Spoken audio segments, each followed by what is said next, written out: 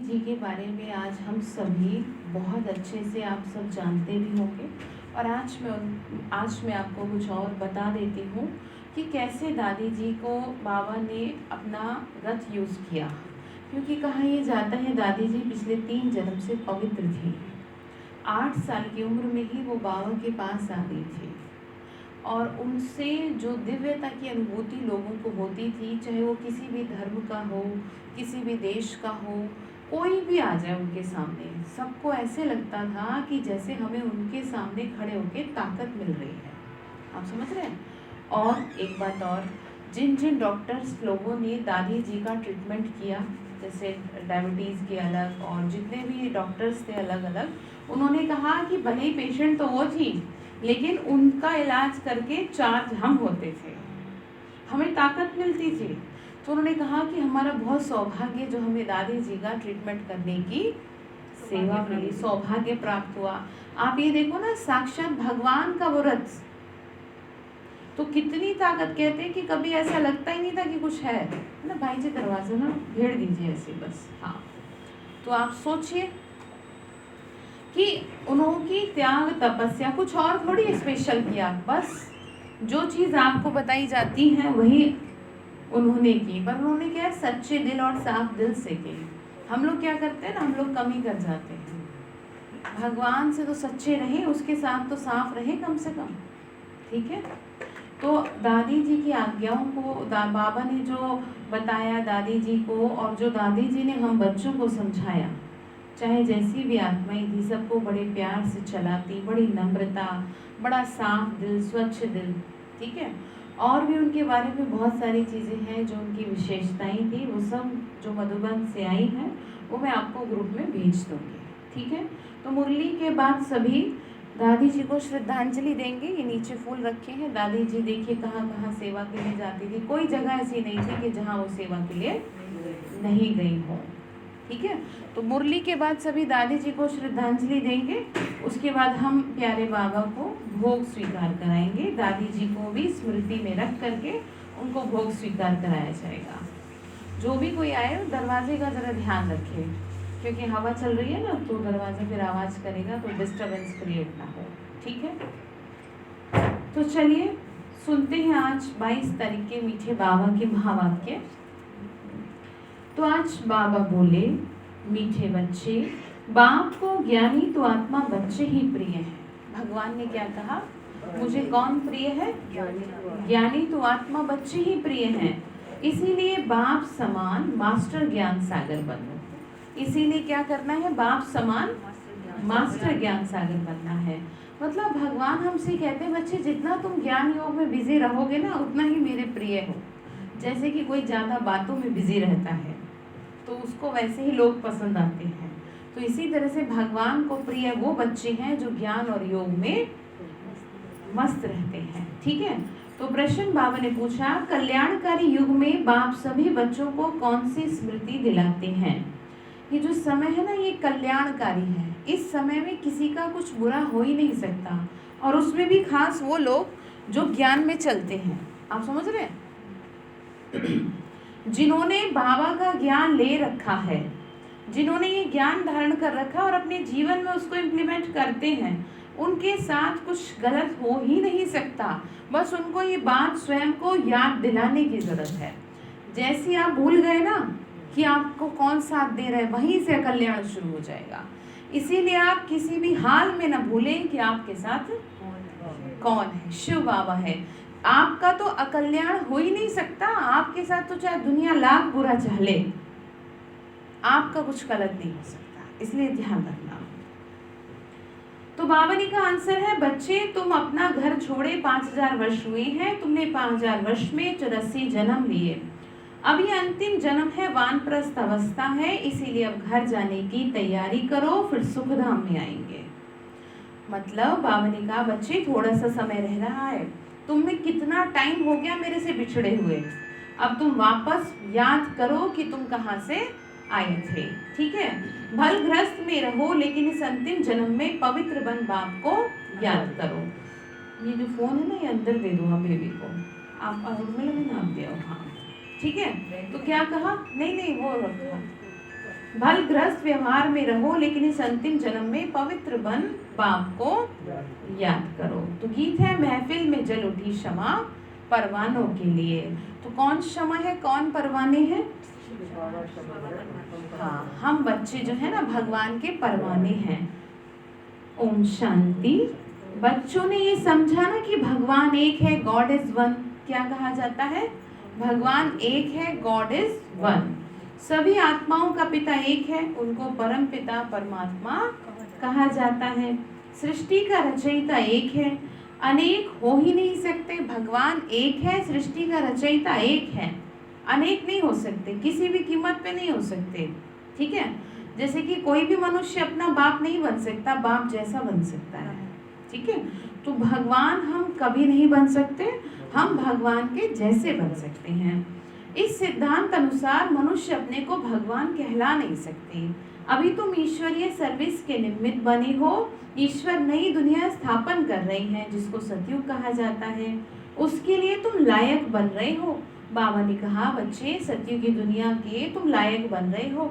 देखो धीरे धीरे ऐसे ही सही कर देगा।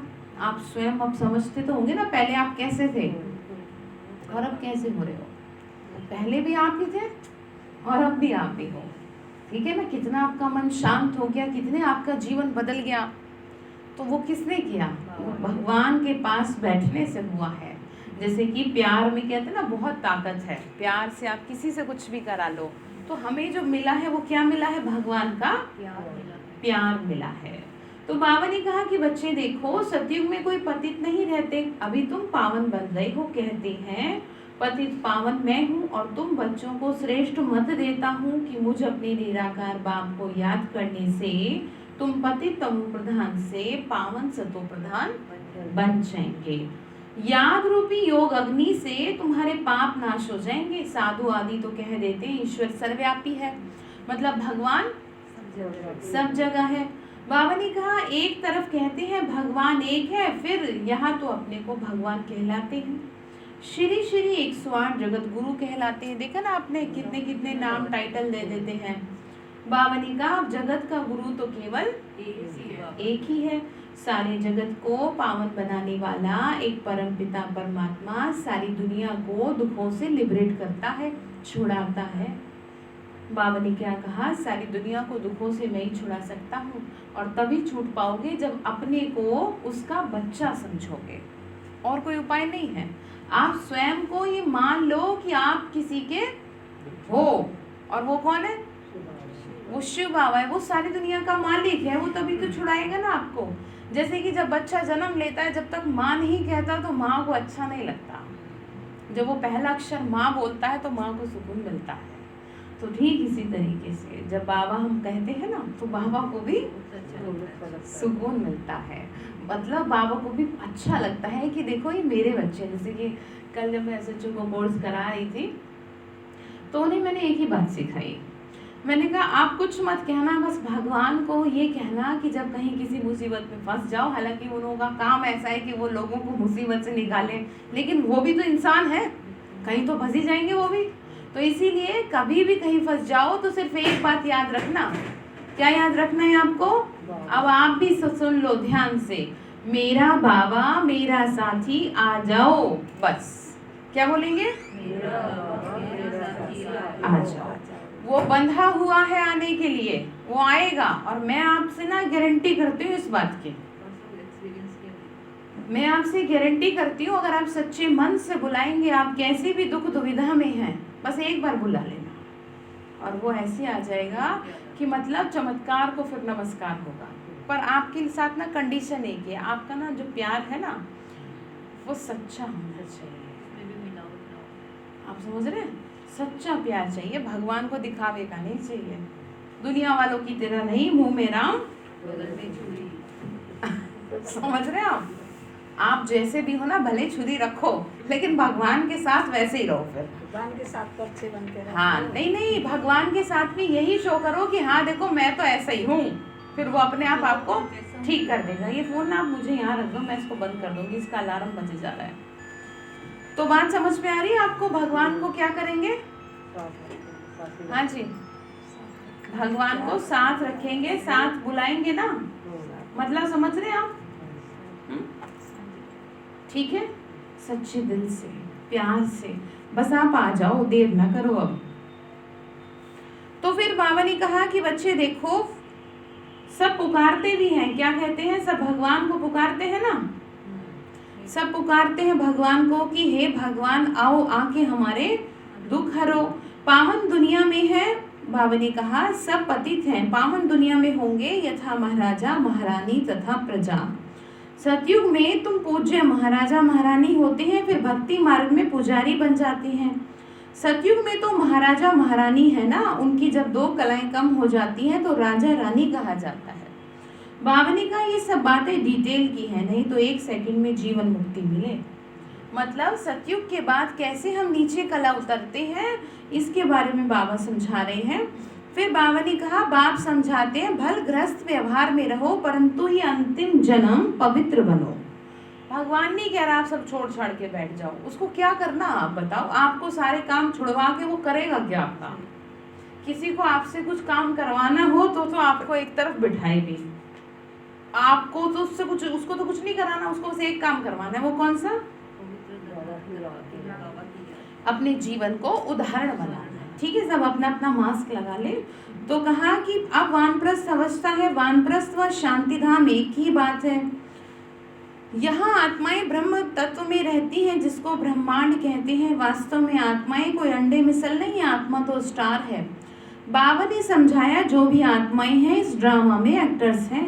जैसे एक्टर्स नाटक में ड्रेस बदलते हैं ना, तो यहाँ पर जो जो आपके साथ परिवार में है ना, बच्चे, रिश्ते नाते, वो सब कौन है आपके साथ? हाँ, वेरी गुड, कलाकार है वो। और देखते होगे रोज नई नई कलाएं दिखाते हैं ना, आज कुछ एक्टिंग, कल कुछ एक्टिंग। तो इसीलिए आप क्यों फिर परेशान, आप परेशान नहीं हो सकते, आप समझ रहे हैं, आप परेशान नहीं हो सकते। भगवान ने आप में बहुत ताकत भरी है, तभी तो आप यहाँ बैठे हो, बहुत ताकत है आप में। बस खुद को याद दिलाओ कि मैं तो बहुत शक्तिशाली हूँ। बाबा ने कहा जैसे एक्टर्स में ड्रेस बदलते हैं, भिन्न भिन्न पार्ट बजाते हैं, ये भी बेहद का नाटक है। आत्माएं सृष्टि पर 5 तत्वों के बने हुए शरीर में प्रवेश कर पार्ट बजाती शुरू से लेके। मतलब ये जो शरीर है ना, इसमें आत्मा पार्ट बजाती है। जैसे घड़ी की सुई 12 पे आकर के बदली नहीं जाएगी, सुई को बदलेंगे नहीं, वापस वही सुई चलेगी, वही फिर 1 बजाएगी, फिर वही रात करेगी। तो ठीक इसी तरीके से हम कभी बदली नहीं होते, बस ड्रेस बदलती है। फिर चाहे सतयुग हो, चाहे त्रेता हो, चाहे द्वापर हो या कलयुग हो, ड्रेस बदलती रहती है, बस आत्मा एक ही है। मैं ही सतयुग में हूँ, मैं ही त्रेता में हूँ, मैं ही द्वापर में हूँ, कलयुग में भी मैं ही हूँ, अब संगम में भी मैं ही हूँ। बस जैसे जैसे मेरे कर्म वैसा वैसा मुझे सुख। जैसे दुनिया में देख लो, जैसे जिसके कर्म वैसा उसका जीवन सुखी। किसी का बहुत पढ़ा लिखा हो के कर्म अच्छे नहीं है तो वो पढ़ा लिखा भी अनपढ़, और कोई गरीब अनपढ़ भी अच्छे कर्म रखता है तो सुख से जीवन व्यतीत करता है। तो ऐसे ही यहाँ पर है, सब कुछ कर्म फिलॉसफी है। इसीलिए कभी मत भूलना कर्मों का फल परछाई की तरह पीछे पीछे आ रहा है, पीछे पीछे, बिल्कुल परछाई जैसे पीछा नहीं छोड़ती ना, ऐसे आपका भी पीछा नहीं छोड़ा जाएगा। ठीक है, इसीलिए ध्यान रखना। बाबा ने कहा कि बच्चे शुरू से लेके परमात्मा और ब्रह्मा, विष्णु, शंकर सब एक्टर्स हैं। नाटक में भिन्न भिन्न प्रकार की ड्रेस बदलती है पार्ट बजाने के लिए। घर में आत्माएं सब शरीर के बगैर रहती हैं, फिर जब 5 तत्वों का शरीर तैयार होता है तो उनमें प्रवेश करती हैं। घर कौन सा? घर है परम धाम। वहाँ पे इसीलिए दुनिया में कह दिया कि आत्मा नंगी आई थी नंगी जाएगी, और लोगों ने सोच लिया कपड़े शरीर पर नहीं थे। इसको कहा था, शरीर को थोड़ी कहा था कि ये जो है ये किसी के साथ नहीं आई थी। शरीर तो बाद में लेती है ना आत्मा, शरीर तो गर्भ में तैयार होता है ना, आत्मा थोड़ी ऊपर से शरीर लेके उतरती है, इसलिए कहा गया था। लेकिन मनुष्य ने अपने अपने धर्म के हिसाब से कुछ का कुछ समझ लिया, उन्होंने सोचा शरीर पे कपड़े नहीं, तो भगवान ने समझाया बच्चे नहीं, आत्मा पे कपड़ा नहीं है, कपड़े में वो आती है। ठीक है, जैसे आप कपड़ों को पहनते हो, कपड़े आपको नहीं पहनते, आप पहनते हो, कपड़ों को बदलते हो ना रोज, ऐसी आत्मा बदलती है। पहले आत्मा आई फिर हाँ, शरीर। 3 मास का जब गर्भ तैयार होता है उसके बाद आत्मा शरीर में प्रवेश करती है। ठीक है, तो बाबा ये समझा रहे हैं। बाबा ने कहा फिर प्रवेश करती है घर में आत्मा, ये सब शरीर के बगैर रहती है। फिर 5 तत्वों का शरीर तैयार होता है। समझ में आ गई ना वही बात, शरीर तैयार हुआ फिर प्रवेश किया। बाबा ने कहा 84 शरीर मिलते हैं तो नाम भी इतने बदलते हैं। आत्मा का नाम एक है। अब शिव बाबा तो है ही पतित पावन, उनको अपना शरीर नहीं है, शरीर का आधार लेना पड़ता है। कहते हैं मेरा नाम शिव है। बाबा ने कहा मुझे भी शरीर लेना पड़ता है, जन्म नहीं लेते किसी के गर्भ से, किसी का लेना पड़ता है उधार। अब वो कौन है? ब्रह्मा बाबा। जैसे गीता में लिखा है, मैं बूढ़े तन में प्रवेश करता हूँ, मुझे कोटों में कोई, कोई में भी कोई पहचान पाता है। इसीलिए तो यहाँ मुट्ठी भर लोग हैं। अगर सब पहचान ले भगवान है तो यहाँ तो भीड़ लग जाए, संभाले नहीं संभले। आप समझ रहे हैं, क्योंकि गुप्त है, ये ज्ञान गुप्त है।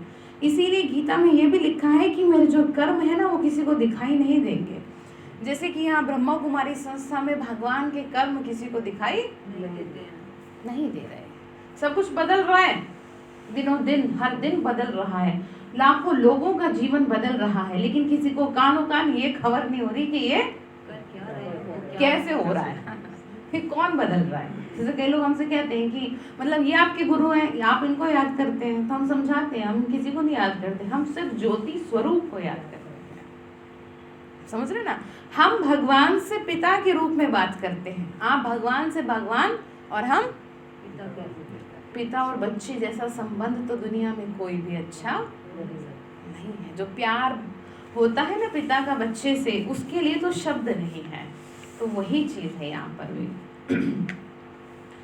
बाबा ने कहा कि शरीर का आधार लेना पड़ता है। कहते हैं मेरा नाम शिव है, भल पुराने शरीर में आता हूँ। उनके शरीर का नाम अपना है, उनका व्यक्त नाम है यानी इनका, फिर अव्यक्त नाम पड़ता है। जैसे इनका नाम था दादा लेखराज, और फिर जब बाबा ने इनके तन में प्रवेश किया 1936 में, जब इस संस्था की शुरुआत हुई, तो इनका नाम पड़ा प्रजापिता ब्रह्मा।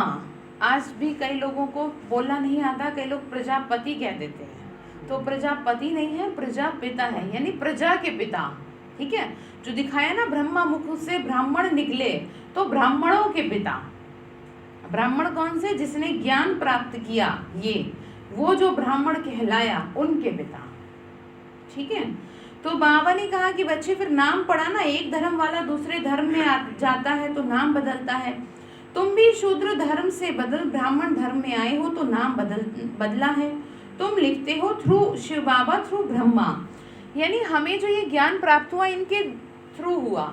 जैसे कि हर संस्था में कोई ना कोई पैगंबर होता है, कोई ना कोई मैसेंजर होता है, ठीक है ना, ठीक इस फाउंडर होता है। हाँ जी, क्या सुन रहे हो?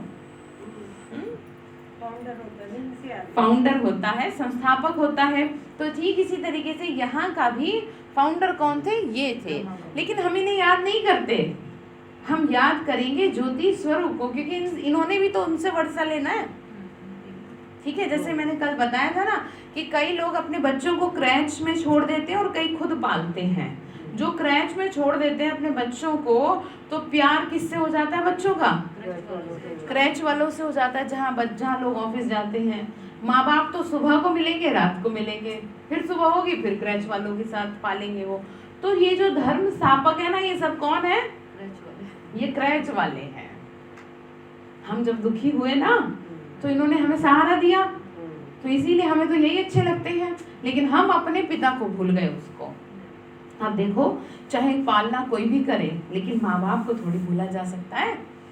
माँ बाप तो माँ बाप ही है ना, तो भगवान को हम कैसे भूल सकते हैं? तो यही बात आपको ध्यान रखनी है। तो बाबा ने समझाया, बच्चे देखो, शिव बाबा ब्रह्मा द्वारा स्थापना करा रहे हैं आदि सनातन देवी देवता धर्म की, जो प्रायलोप हो गया, जो पावन पूज्य थे वही पुजारी पतित बनते हैं, 84 जन्म पूरे किए। अब फिर से देवी देवता धर्म स्थापन होता है, गाया हुआ है, परमपिता परमात्मा आकर ब्रह्मा द्वारा फिर से स्थापना कराते हैं। तो ब्राह्मण जरूर चाहिए ना। ब्रह्मा और ब्राह्मण कहाँ से आए? शिव बाबा आकर ब्रह्मा द्वारा अडॉप्ट करते हैं, कहते हैं तुम हमारे हो। बाबा ने कहा कि मैं तुमको इनके द्वारा गोद लेता हूँ और कहता हूँ कि तुम तो हमारे हो। बाबा ने कहा शिव बाबा के बच्चे तो हो ही, ब्रह्मा द्वारा पोत्रे हो जाते हो, पिता तो एक ही है ना सारी प्रजा का, इतने सब बच्चे कुमार कुमारियां हैं, उनको शिव बाबा ब्रह्मा द्वारा अडॉप्ट करते हैं, मनुष्यों को ये पता थोड़ी है। बाप आकर आदि सनातन देवी देवता धर्म की स्थापना करते हैं, तो ऐसे नहीं कि नए सिर आते हैं, जैसे दिखाते हैं ना प्रलय हुई फिर पत्ते पर सागर में आए। बाबा ने कहा ये सब तो कहानियां हैं, ये वर्ल्ड की हिस्ट्री ज्योग्राफी रिपीट होती रहती है, आत्मा तो अमर है। बाबा ने कहा आत्मा क्या है? अमर, अजर और अविनाशी है, उसका पार्ट कभी घिसता नहीं है, ना तो कोई जला सकता, ना कोई उड़ा सकता, ना कोई बहा सकता, ना कोई मार सकता। हाँ, तो इसीलिए आपको फिर किसी भी बात से डरने की जरूरत ही नहीं है। जब आपका कोई कुछ कर ही नहीं सकता तो आप क्यों डरोगे फिर? और आप तो हो किसके? कालों के भी काल, महाकाल के बच्चे हो। आप जैसा तो चेहरे पे तेज किसी के होना नहीं चाहिए, पर अभी कम दिख रहा है।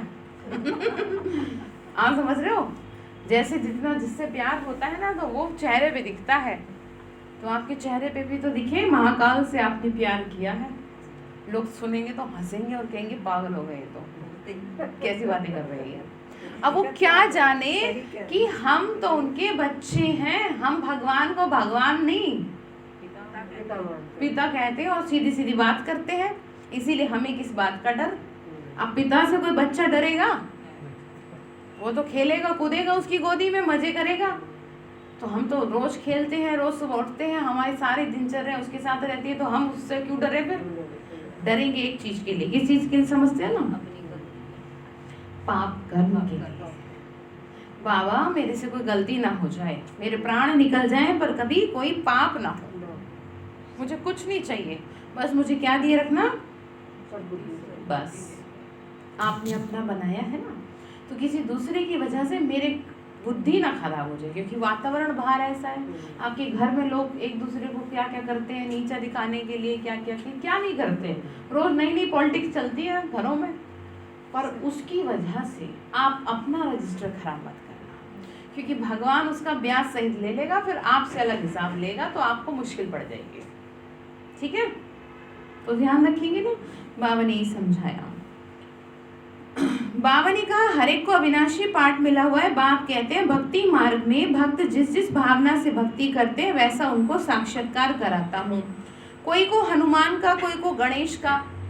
कहते ना जाकी रही भावना जैसी, प्रभु मूरत देखी तिन तैसी। बाबा ने कहा उनकी शुभ भावना पूरी करता हूँ, ये भी ड्रामा में नोंद है, बाबा ही करता है पूरी सबकी।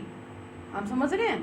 जैसे किसी को हनुमान जी में ज्यादा प्यार है या भावना है, तो हनुमान के थ्रू, जो हनुमान जी है उनके थ्रू उनको साक्षात्कार हो जाएगा। पर दाता तो एक ही है ना, दाता एक नाम, बाकी सारे हाँ भिखारी हैं। ठीक है, तो जितने भी देवी देवता हैं उन सबके भी तो पिता कौन है? शिव बाबा। बाबा ने कहा भक्त माला भी है, मेल्स में नारद शिरोमणि गाया जाता है, फीमेल में मीरा। भक्त माला अलग है, रुद्र माला अलग है, और ज्ञान की माला अलग है। आप समझ रहे हैं? ये है ज्ञान। ज्ञान जैसे जैसे बुद्धि में धारण होता जाएगा वैसे वैसे आपकी क्या बनती जाएगी? ठीक है, भक्तों की अलग है, भक्ति में जिसकी जैसी भावना उस हिसाब से है। बाबा ने कहा रुद्र माला अलग है, रुद्र हम बच्चे हैं बाबा के, है ना। ऊपर में है फूल, फिर मेरू, फिर हैं बच्चे जो राजगद्दी पर बैठते हैं। आप माला का जाप करते होंगे, आप में से कोई करता है माला का जाप? उसमें सबसे ऊपर एक फूल होता है, हाँ, फिर 2 फूल होते हैं, और फिर बाद में पूरी माला होती है। जो सबसे पहले फूल है वो शिव बाबा है, फिर जो 2 हैं वो ब्रह्मा बाबा और मम्मा सरस्वती, और फिर बाकी के कौन है? हम बच्चे। जिससे 8 की भी होती है ना माला, 108 की भी होती है, तो 8 ये लोग हैं, ये दीदी दादियाँ हैं। ठीक है, उसके बाद 108 तैयार हो रहे हैं। वैसे तो बाबा ने अभी कुछ किया नहीं है, हाँ 108 का तो बाबा बता देते हैं, लेकिन फिर भी कहीं ना कहीं वो ये सोचते हैं कि क्या पता कोई और आत्मा आ जाए उससे भी आगे। इसीलिए रिजल्ट कभी भी अभी तक बाबा ने क्या नहीं किया, हाँ, कि कोई ये ना कह दे कि हम तो लास्ट में आए बाबा, हमें क्यों नहीं मौका दिया, तो इसीलिए वो लास्ट तक 2 सीटें रखेगा। ठीक है, हाँ वेरी गुड। तो बाबा ने ये कहा, बाबा ने कहा ऊपर में है फूल, फिर मेरू, फिर है बच्चे जो राजगद्दी पर बैठते हैं। रुद्र माला ही विष्णु की माला है, भक्तों की माला का सिर्फ गायन होता है। रुद्र माला ये रुद्र माला तो सब फेरते हैं, तुम भक्त नहीं ज्ञानी हो। आ गई ना बात, भक्त नहीं हो ज्ञानी है। बाबा ने कहा मुझे ज्ञानी तो आत्मा प्रिय लगते हैं। और भक्ति में क्या करते हैं लोग, कितनी भक्ति पूजा पाठ करते हैं, लेकिन जरा भी जीवन में परिवर्तन नहीं होता, जैसे थे वैसे के। और यहाँ 1 महीने में ही पासा पलट जाता है, आचार व्यवहार सब बदल जाता है काफी हद तक। कोई बिल्कुल ही कट्टर राक्षस प्रवृत्ति का हो तो उसके लिए कुछ कह नहीं सकते, लेकिन काफी हद तक क्या हो जाता है, आप खुद अनुभव करते हो ना, आप देख सकते हो। जब आप मधुबन में जाओगे तो आप देखना, या फिर आप ज्ञान अमृत में पढ़ना, आपको पता चलेगा। घर से यहाँ तक इतना लगता है तो हाँ, तो बाबा ने कहा बाप ज्ञान का सागर है, तुम बच्चों को ज्ञान दे रहे हैं, माला भी तुम्हारी पूजी जाती है, 8 रत्नों का भी पूजन होता है, क्योंकि ज्ञानी तो आत्मा है ना, तो उनकी पूजा होती है। अंगूठी बनाकर पहनते हैं क्योंकि ये भारत को स्वर्ग बनाते हैं। 5वीं डॉनर होते हैं तो उनका गायन है। 9वां दाना बीच में शिव बाबा को रखते हैं। अष्ट रत्न की अंगूठी पहनते हैं ना, हाँ, किसी ने पहन रखी है? 9 लाख का हार बोलते थे बाबा का। हाँ, तो उसमें क्या है, बीच में कौन है? शिव बाबा। शिव बाबा है। तो बाबा ने कहा ये डिटेल की समझानी है, बाप तो सिर्फ कहते हैं बच्चे मुझे याद करो तो तुम्हारे पाप कट जाएंगे और तुम फिर चले जाएंगे। कहाँ जाएंगे? सुकून से मृत्यु को प्राप्त करेंगे। अदरवाइज मृत्यु को प्राप्त करना भी बड़ा मुश्किल है, भारी पड़ेगा, क्योंकि आत्मा ने जो पाप किए हैं ना, तो वो शरीर छोड़ नहीं पाएगी। वो तब तक नहीं छोड़ पाएगी जब तक आपने उन पापों की सजा आपको खत्म नहीं होगी। जैसे कि कई चीजें ऐसी होती है ना कि जब तक उनकी बैटरी नहीं होगी, आप उन्हें बैटरी होगी, उन्हें कितने ही खत्म करना चाहो वो रुक नहीं सकेंगे। तो आत्मा में जब तक बैटरी है ठीक है, तब तक वो शरीर नहीं छोड़ेगी, फिर चाहे आप कितने ही मरने के जतन क्यों ना कर लो। जैसे लोग क्या क्या करते रहते हैं दुनिया में, है ना, दुनिया में मरना चाहते हैं, जल के भी बच जाते हैं, कईयों का ऐसा हाल हो जाता है। तो वो दुख क्या है, वो पापों की सजा है। मैंने आपको बताया था ना 90% कर्मों की सजा होती है, 10% बीमारी होती है, इसीलिए बहुत ध्यान रखना। अब नाम भी तो होना चाहिए भाई, आपको हुआ क्या है, उसका नाम धारण करना होता है। नाम होना चाहिए ना कि भाई आप बीमार पड़ गए, या जैसे कि अब आपको हिसाब पूरा करना था, अब आपको सजा मिलनी थी उस कर्मों की, तो किसी न किसी की तरह किसी वजह से तो मिलेगी। बीमारी का नाम हो जाएगा, या एक्सीडेंट का हो जाएगा, या कुछ सरदर्द का हो जाएगा, या किसी को अटैक का हो जाएगा, या किसी को कुछ और हो जाएगा। तो ये सब तो बहाने हैं, बाकी मिलती तो जैसे कि छोटी सी बात बुद्धि में याद रखना, जैसे कि रावण को जब वरदान दिया गया था, शिव जी ने वरदान दिया था अमर भव का, तो ये कहा था कि तुम ना ध्यान रखना, इसका कुछ मिसयूज मत करना, लेकिन उसने वही किया, ठीक है। और जब उसने ये भी कहा था कि अगर तूने इसका कुछ गलत यूज किया तो तुझे खत्म कर देगा, ठीक है। अब यहाँ पे बहुत ध्यान से समझो, ये जो शरीर है ना, ये भगवान की दी हुई अमानत है, ये उसका दिया हुआ वरदान है। इसमें से किसी भी सेंस ऑर्गन्स का हमने कुछ मिसयूज किया, सेंस ऑर्गन समझ रहे हैं ना, कुछ भी मिसयूज किया तो ये शरीर हमारे लिए सजा बन जाएगा, समझ गए आप? ये शरीर हमारे लिए सजा बन जाएगा, इसीलिए ध्यान रखना कि इससे पहले ये हमारे लिए सजा बन जाए, हम अपना रजिस्टर क्या रख ले, साफ रख ले। फिर भी आपसे कुछ भूल हो गई है, बहुत आपने किसी को दुख दिया है, किसी का दिल दुखाया, बहुत ज़्यादा कष्ट दिया है, तो आप बाबा से उसके लिए अमृत वेले माफ़ी मांगे। बाबा मेरे से ये बहुत बड़ा पाप हुआ, जब मैं छोटी थी, या जब मैं जवान थी, या अब जब मैं बूढ़ी हूँ समझ रहे हैं, क्योंकि जाने अनजाने गड़बड़ सबसे होती है, हमसे भी होती है, ऐसा नहीं है हम बिल्कुल साफ सुथरे हो गए अभी, लेकिन काफ़ी हद तक स्वयं को क्या कर लिया है, साफ कर लिया है। और वो किया भी कैसे, बस अपने को ना उसके आगे रख दिया। तो इसीलिए आपसे मैं यही कहना चाहूंगी कि इससे पहले कि आत्मा शरीर के पाप कर्मों की सजा, शरीर से पाप कर्मों की सजा भुगतना शुरू करे, आप भगवान के आगे अपने आप को झुका दीजिए, माफी मांग लो उससे, तो बच जाओगे। नहीं तो पता नहीं कब कौन सी सजा हमारे सामने आ जाए, किसी को भी नहीं पता, हमें भी नहीं पता। ठीक है, तो ध्यान देंगे इन बातों का। तो फिर कहा पतित आत्माएं पावन दुनिया में जा न सके, यहाँ सब पतित हैं। देवताओं की शरीर तो पवित्र निर्विकारी है, वो है पूज्य, यथा राजा रानी तथा प्रजा पूज्य। यहाँ सब पुजारी है, वहाँ दुख की बात नहीं। उनको कहा जाता है स्वर्ग सुखधाम, वहाँ सुख शांति संपत्ति सब थी, अब तो कुछ नहीं है। कहाँ पर? देखो जरा इस दुनिया को, दिख रही है आपको? कहीं से कहीं दुख दिख रहा है आपको? तो अब ऐसी दुनिया आने वाली, एक सेकंड के लिए सोच के तो देखो, चारों तरफ सोने के मकान है और आप देवताओं वाली ड्रेस में घूम रहे हो उधर उधर। एक सेकंड के लिए जरा सोच के देखो कि मैं सतयुग में हूँ इस समय और चारों तरफ देवी देवता विचरण कर रहे हैं, मैं ड्रेस में हूँ अपनी पूरी देवताओं वाली। वापस आँख खोल लो, कर पाए? तो सोचो कितने सुखों वाली दुनिया होगी। बाबा ने कहा कि बच्चे देखो वहाँ दुख की बात नहीं है, उनको कहा जाता है स्वर्ग सुखधाम, वहाँ सुख संपत्ति शांति सब थी। अब तो कुछ है नहीं, अभी कहीं दिख रहा है? बाबा ने कहा इसीलिए इसको नर्क उसको स्वर्ग कहा जाता है। हम आत्माएं शांति धाम में रहने वाली है, वहां से आती है पाठ बजाने। 84 जन्म पूरे भोगने पड़ते हैं, अभी दुख धाम है, फिर हम जाते हैं शांति धाम और फिर सुख धाम। तो कहाँ चलेंगे सभी? शांति धाम में, परम धाम में। शरीरों से पाठ बजा बजा के थक गए। हाँ जी, पानी मंगा दूं आपके लिए? मुंह धो लो नहीं तो, है ना? क्या कह रहे, मुंह धो लो आप। कि हम सब पहले कहाँ जाएंगे? इधर देखो सभी, ठीक है? कहाँ जाएंगे? उस शांति धाम में जाएंगे जहाँ हम आत्माएं रहती थी। और फिर बाबा हमें वह शांति से बिठा देगा, जैसे आप बच्चों को बिठा दो कि थोड़ी देर यहीं बैठ और बाद में घूमने चलेंगे, करते ना बच्चों के साथ ऐसे खेल पाल।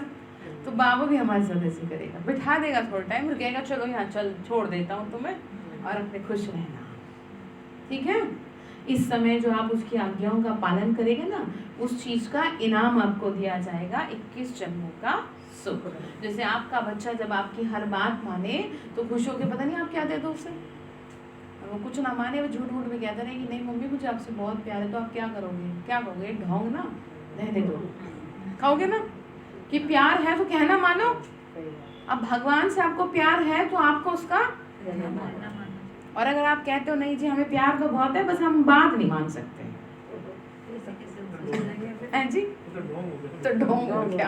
और एक बात बताओ, वो आपसे कोई हल चलाने के लिए थोड़ी कह रहा है, आपसे कोई शरीर की मेहनत करवा रहा हो, दिन रात आपसे काम करवा रहा हो, या सन्यासी की तरह बिठा रहा हो आपको, कितनी मस्त जिंदगी दी है और उसमें भी आप उसको प्यार ना कर सको तो फिर कब करोगे ये बता दो। बाबा ने कहा कि बच्चे देखो मनुष्य नहीं समझते, बाप कहते हैं मैं कल्प के संगम युगे आता हूँ, युगे युगे नहीं। मैं संगम युग में एक ही बार सृष्टि को बदलने आता हूँ। सतयुग था, अब कलयुग है, फिर सतयुग आना चाहिए। ये है कल्याणकारी संगम युग, सबका कल्याण होना है, सबको रावण की जेल से छुड़ाते हैं। उनको दुख हरता सुख करता कहा जाता है। यहाँ सब दुखी हैं, तुम पुरुषार्थ करते हो सुखधाम में जाने के लिए। सुखधाम जाना है तो पहले शांति धाम में जाना है। तुमको पाठ बजाते बजाते 5000 वर्ष हो गए। बावनी का बाप समझाते हैं तुमको अपना घर छोड़े 5000 वर्ष हो गए, अभी अंतिम जन्म है। क्या कहा? अभी अंतिम जन्म है। अच्छा, ये जो अंतिम है ना, ये किसी हमारे कंट्री का नहीं है, अब सारी दुनिया का अंत है, ठीक है? सारी दुनिया का अंत है, अब सृष्टि बदलने का समय है। इसीलिए समझा रहे हैं कि इस अंतिम जन्म में जो पुण्य कमा सकते हो वो कुछ और नहीं कर सकते, तो कम से कम अपना रजिस्टर तो साफ रख लो, ठीक है? बावनी का सबकी वानप्रस्थ अवस्था है, सबको जाना है। गायन भी है ना, ज्ञान का सागर व रुद्र, ये है शिव ज्ञान यज्ञ। पतित पावन शिव है, परमात्मा भी शिव है, रुद्र नाम है ना, ये पतित फिर वही ब्रह्मा पावन बनता है, फिर फरिश्ता बन जाता है। ब्रह्मा बाबा ही फरिश्ते बनते हैं। इन्हों का भी तो पूरा परिवार था, ठीक है, इन्हों का भी पूरा परिवार था, इन्होंने अपने जीवन को उदाहरण बनाया। तो इसीलिए क्या करना है बेबी, इधर आना, इसीलिए क्या करना है, फरिश्ता बनना है आपको। घर गृहस्थ में रहते हुए क्या करना है, अपने जीवन को उदाहरण बनाना है।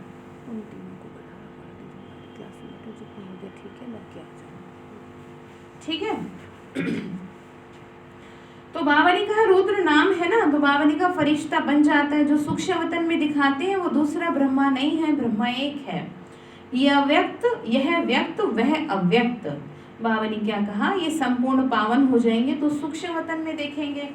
जब ये पावन हो जाते हैं तो कहाँ दिखेंगे, सूक्ष्म वतन में दिखते हैं ना। कलयुग कराया था जब, वो दूसरा ब्रह्मा नहीं है, ब्रह्मा एक है। अच्छा, उसमें दिखा देते हैं टीवी में कैसे कैसे क्या क्या दिखा देते हैं। तो ब्रह्मा कौन है, केवल एक है ब्रह्मा, ठीक है।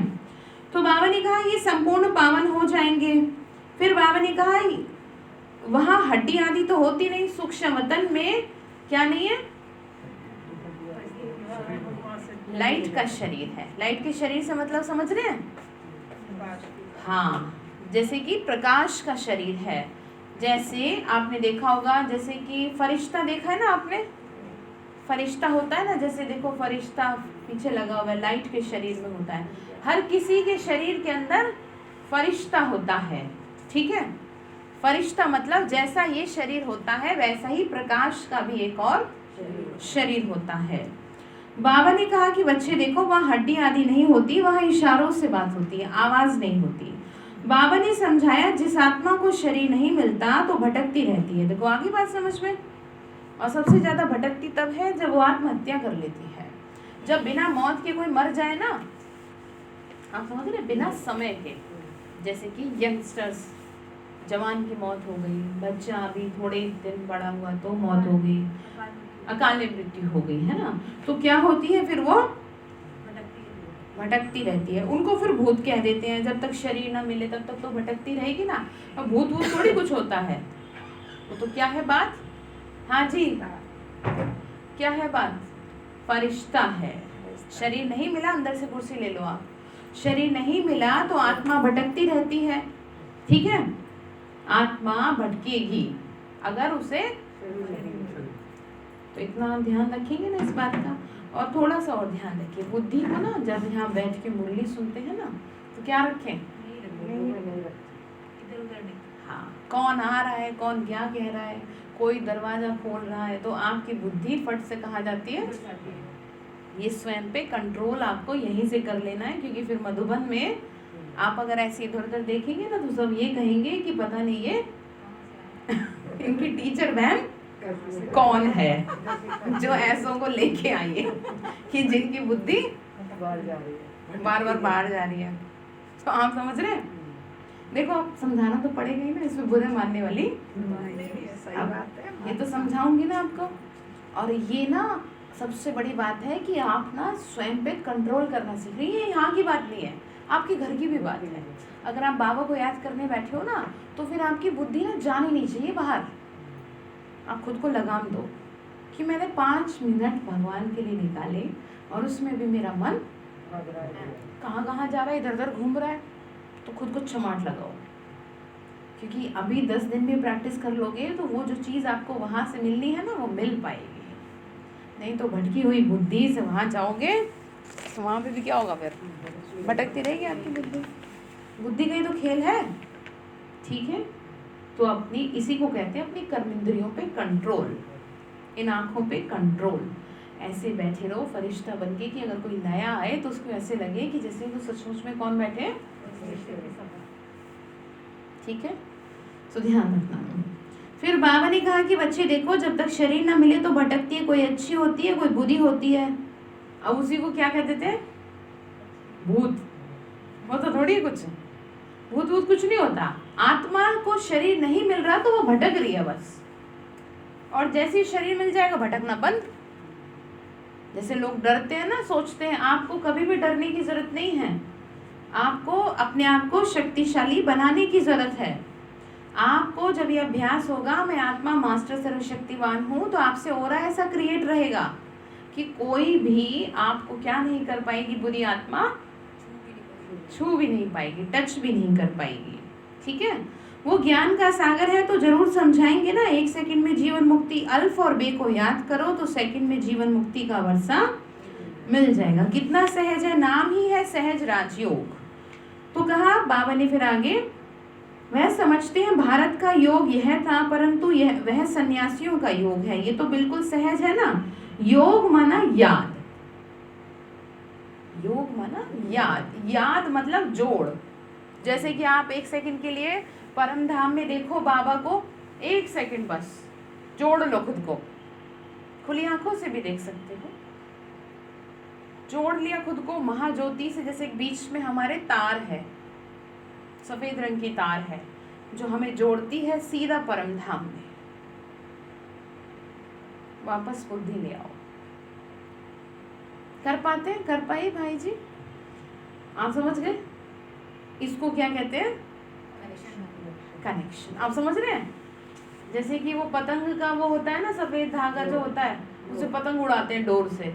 तो मैं यहाँ से, मेरी डोर निकलती है और ऊपर जाके बंध जाती है, और या ऊपर से निकलती है और यहाँ आके रुक जाती है। तो गीत भी है ना, जीवन डोर तुम ही संग बांधी, क्या तोड़ेंगे इस बंधन को, जग के तूफान आंधी रे आंधी। ठीक है, तो फिर बाबा ने कहा कि बच्चे देखो, सिर्फ बाप समझाते हैं, बाप को याद करो। तुम यहाँ पाठ बजाने आए हो, सबको वापस चलना है। अब भारतवासी ही सूर्यवंशी, चंद्रवंशी, वैश्यवंशी और शूद्रवंशी बनते हैं। इस बीच में और धर्म वाले भी आते हैं। 84 जन्म तुम लेते हो, फिर तुमको ही नंबर 1 में जाना है। फिर तुम सतयुग में आएंगे तो सभी शांति धाम में जाएंगे। और धर्म वालों के वर्ण नहीं है, वर्ण भारत के ही हैं। बाबा ने कहा तुम ही सूर्यवंशी चंद्रवंशी बने थे, अभी ब्राह्मण वर्ण में हो, ब्रह्मावंशी ब्राह्मण बने हो। ये सब बातें बाप बैठ समझाते हैं। जिनकी बुद्धि में धारणा नहीं हो सकती उनको कहते हैं सिर्फ याद करो बाप को। जो धारणा नहीं कर सकते उनको क्या कहा जाता है? बस अच्छा याद करो। जैसे बाप को जानने से बच्चे को मालूम पड़ जाता है ना, ये मिल्कियत है, बच्ची को तो वर्षा नहीं मिलता। यहाँ तो तुम शिव बाबा के बच्चे हो, सबका हक है, मेल हो या फीमेल हो। शिव बाबा को बस याद करो, जितना याद करेंगे उतना तुम्हारे पाप कटेंगे, पतित से पावन बनेंगे। आत्मा में जो खाद पड़ी है ना, वो निकले कैसे? किसकी खाद? विकारों की खाद। बाबा कहते हैं योग से तुम्हारी खाद खत्म हो जाएगी विकारों की। यहाँ पतित शरीर तो तुमको यहाँ ही छोड़ना है ना, आत्मा पवित्र बन जाएगी। बाबा ने कहा सब मच्छरों सदृश जाएंगे। क्या कहा? जैसे पक्षियों का झुंड देखते हैं ना, जब दूर जितना होते उतने छोटे छोटे से कैसे लगते हैं। बाबा ने कहा सबको ऐसे लेके जाऊंगा इकट्ठा करके, किसी को नहीं छोड़ूंगा। और खास अपने बाकियों के लिए बाबा ने एक बार कहा था कि बाकी अपना अपना हिसाब पूरा करते रहेंगे। यहाँ पर किसी ने किसको मारा है, किसी ने किसी का दिल दुखाया है, वो सब यहीं पूरा होगा और तब तक मर नहीं पाएंगे। समझ गए आप? तो बाबा ने कहा वो सब अपना पूरा करते रहेंगे, तुम्हें मैं लेके चल दूंगा। उनको करने तो अपना पूरा करेंगे, ऊपर आते रहेंगे। ठीक है, पावन बना के लेके जाएगा ना, पर किसी की ज्यादा ही कड़ा कर्मों की कहानी है तो उसका वो क्या करेगा बताओ? हाँ सही बात है। ठीक है, तो इसीलिए बाबा ने कहा इस विनाश में कितने मनुष्य मरेंगे, बाकी थोड़े जाके रहेंगे। राजाएं तो थोड़े रहेंगे ना, बाकी 9 लाख प्रजा तो सतयुग में रहती है। इस पर गाते भी है ना, 9 लाख तारे यानी प्रजा। झाड़ पहले छोटा होता है फिर वृद्धि को पाता है। अभी तो कितनी आत्माएं हैं, बाप आते हैं सबका गाइड बन साथ ले जाने। भगवान क्या बन के आया है? गाइड मतलब क्या होता है? हाँ, तो हमें कहाँ का डायरेक्शन मिल रहा है? कहाँ का डायरेक्शन मिल रहा है? शिव बाबा के पास जाने का। भगवान ने हमें बताया कि बच्चे तुम इस दुनिया के नहीं हो। जैसे कहते हैं ना कि हमारे हिसाब से नहीं है लोग यहाँ पर। तो यहाँ पर बस बात ये कि हाँ, भगवान को याद दिलाना पड़ रहा है आपको कि बच्चे ये तुम्हारे हिसाब की दुनिया नहीं। जैसे आपका बच्चा कहीं गलत जगह रुकने की जिद करे तो तो क्या करोगे आप? उसको जबरदस्ती हाथ पकड़ के खींच के ले आओगे ना, छोड़ोगे तो नहीं। तो ऐसे ही क्या करेगा, ऐसे बाबा खींच के ले आएगा। अब चाहो आप या ना चाहो, अब आपको लेके तो जाएगा ना, अब चाहे हंसी से चल लो या रो के चल लो, घिसट के चल लो। जैसे बच्चे घुटनों पे आ जाते हैं ना, चलते नहीं माँ के साथ, तो अब आपके ऊपर है ये, ठीक है। अच्छा, मीठे मीठे सिक्के लते बच्चों प्रति माता पिता बाप दादा का याद प्यार और गुड मॉर्निंग। रूहानी बाप की रूहानी बच्चों को नमस्ते। रूहानी हम बच्चों की रूहानी माता पिता दादा को नमस्ते नमस्ते। शिव बाबा नमस्ते। शुक्रिया बाबा, शुक्रिया बाबा, शुक्रिया। तो धारणा के लिए मुख्य सार है, योग अग्नि से विकर्मों की खाद को भस्म कर पावन बनना है। अब वानप्रस्थ अवस्था है, इसीलिए वापस घर जाने के लिए संपूर्ण सतो प्रधान बनना है। दूसरी पॉइंट है, इस कल्याणकारी युग में बाप समान दुख हरता सुख करता बनना है। मतलब किसी को दुख नहीं देना, दुखों को हरने वाला बनना है, कल्याणकारी, ठीक है। वरदान दिया बाबा ने, साधारणता को समाप्त कर महानता का अनुभव करने वाले श्रेष्ठ पुरुषार्थी भव। साधारणता को समाप्त कर महानता, जैसे कि आप स्वयं को ना साधारण समझते हो और भगवान याद दिला दिला के थकने को हो रहा है अब कि तुम महान हो। ऐसे बाबा थकते तो नहीं है, पर कहा जा सकता है कि कितना याद दिला रहे हैं कि तुम औरों जैसे नहीं हो, तुम औरों की तरह नहीं सोच सकते। अगर कोई किसी का बुरा कर रहा है, तुम नहीं सोच सकते, तुम्हारे पे तो पाप लग जाएगा। लोग तो कर भी देते हैं बुरा, तो नहीं उनको डर लगता, लेकिन तुम्हारे तो संकल्प में भी ऐसा, तो आप हो या नहीं हो फिर महान। अंदर जा रही है बात, ये सर के ऊपर से जा रही है, अंदर उतारो। ये मैं नहीं कह रही आपसे, ये भगवान कह रहा है कि तुम महान हो, स्वीकारो, स्वीकारो इस बात को। बाबा ने कहा, महानता का अनुभव करने वाले श्रेष्ठ पुरुषार्थी भव। जो श्रेष्ठ पुरुषार्थी बच्चे हैं, उनका हर संकल्प महान होगा। अब बात वही समझ में आ गई, हर संकल्प। जैसे कि कोई दुनिया में लोग कितना गलत गलत कर भी देते हैं, हम तो ऐसा करने के लिए स्वप्न में भी सोच भी नहीं सकते। हमारे तो सोचने से पाप बन जाएगा, ठीक है। तो बाबा ने कहा हर संकल्प महान होगा। अच्छा, आपको कोई कब महान कहेगा ये बताओ? जब आपके अंदर कुछ ऐसा नहीं होगा, कुछ ऐसा होगा जो सामने वाले के अंदर नहीं होगा। आपका सर कहाँ झुकेगा, है ना? आपका सर भी कहाँ झुकेगा? आप किसको महान कहोगे? जो आप में नहीं है वो उसमें दिखाई देता है। तो आपको कब कोई महान कहेगा? आप भी औरों की तरह चीखोगे, चिल्लाओगे, मुंह बना के बैठ जाओगे, मिठास है नहीं आपके शब्दों में, ऐसे इरिटेट से रहोगे, हर बात में किलसते रहोगे। आपको कोई महान कहेगा? कहेंगे तो पता नहीं कैसे सुने, ये कह देंगे, ठीक है। तो ऐसा आप चाहते हो आपको कोई ऐसे कहे? तो आज से क्या, आज से महानता की गुण लाओ। ये नहीं क्या करें, अब तो ऐसा शरीर हो रहा है, दूसरे की याद दिला देते हैं। हाँ, वो सौभाग्य कि आपके घर में ऐसे लोग हैं कि जो आपको ये बात याद दिलाते हैं, तुम तो महान हो। हाँ, ठीक है, ठीक है जी। तो महानता वाले कर्म करेंगे आप, आपको, हाँ, वो किलसने में बोलते हैं, चिढ़ के बोलते हैं, पर उसमें भी आपका कल्याण है। उनकी समझ आ जाती है ना कि हम क्या कर उनकी रहे हैं। चिढ़ में भी आपका कल्याण है। समझ आ जाती है हम क्या कर रहे हैं। आप अपने आप को ना याद दिलाओ, ठीक है, कि ऐसे मैं दुखी हूँ। कोई मूर्ति ऐसे दुखी सी होगी तो उसको कोई कहेगा ये अच्छी मूर्ति है, कहेंगे पता नहीं किसी ने बनाई है, अजीब सी शक्ल, ठीक है। महान हो आप, भगवान के बच्चे हो, महान हो। बाबा ने कहा हर संकल्प महान होगा, क्योंकि उनके हर संकल्प श्वास में स्वतः ही बाप की याद है। और जब बाबा की याद है तो हर जो कार्य है ना वो आपका बहुत महान होगा। तो बाबा ने कहा जैसे भक्ति में कहते हैं ना, अनहद शब्द सुनाई दे, अजप्पा चलता रहे, ऐसा निरंतर पुरुषार्थ हो, इसको कहा जाता है श्रेष्ठ पुरुषार्थी। याद करना नहीं, स्वतः याद आता रहेगा तो साधारणता खत्म हो जाएगी। आपको खुद को ये याद दिलाने से बेहतर ये है कि आप अपनी नेचर बना लो, ठीक है। आप नेचर बना लो बाबा को याद करने की, काम काज करते, हर कार्य को करते। तो बाबा ने क्या कहा, साधारणता खत्म हो जाएगी, वो महानता आ जाएगी। यही है आगे बढ़ने की निशानी। तो स्लोगन है, मनन शक्ति द्वारा सागर के तले में जाने वाले ही रत्नों के अधिकारी बनते हैं। मनन, अब जो यहाँ से आप सुन के जाते हैं, इसका क्या करना है आपको। जैसे आपको कोई कुछ कह दे तो उस पर आप कितना मनन करते हो, कितना मनन होता है। अच्छा, इसके ना दिमाग में ये होगा, शायद इसलिए इसने ऐसा कहा, अच्छा इसने पहले भी ऐसे करा था, इसलिए भी हो सकता है। अच्छा, अब दोबारा तो नहीं करेगी। अब ये क्या कर रहे हो आप, किसका मनन हो रहा है, ये और व्यर्थ का मनन हो रहा है। तो अब मनन किसका करेंगे, मुरली का मनन करेंगे, मनन चिंतन, ठीक है।